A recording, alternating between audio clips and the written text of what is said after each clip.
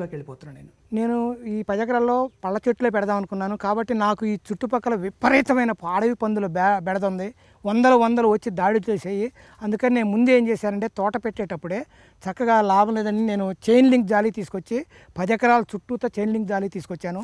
ఆ తర్వాత బెంగళూరు నుంచి ఈ వాక్కాయ మొక్క ఉంది.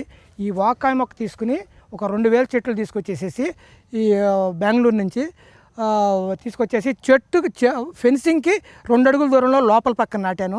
చక్కగా ఇవన్నీ చక్కగా 6 అడుగులు 7 అడుగులు పెరిగిపోయి ఫెన్సింగ్కి చక్కగా సహజసిద్ధమైన న్యాచురల్ ఫెన్సింగ్ అయింది. దీని మించి ఆ ఫెన్సింగ్ దాటి రావాలంటే మళ్ళీ ఈ ముళ్ళ చెట్లు దీని మించి ఎవరు రాలేరు. అడవి పందులు కాదు కదా, కనీసం పాము కూడా దీంట్లో దూరి రాలేదు.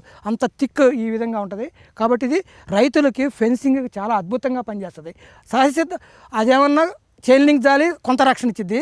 దాని తర్వాత వాక్కాయ చెట్టు ఇంకా అసలు న్యాచురల్ ఫెన్సింగ్ అనాలి దీన్ని. మీరు కనుక డెవలప్ చేసుకుంటే చేను చుట్టూ తీసుకుంటే అడవి పందులు కాదు కదా, పాములు దొంగల బెడద నుంచి ఈజీగా మనం రక్షించుకోవచ్చు మన పంటల్ని.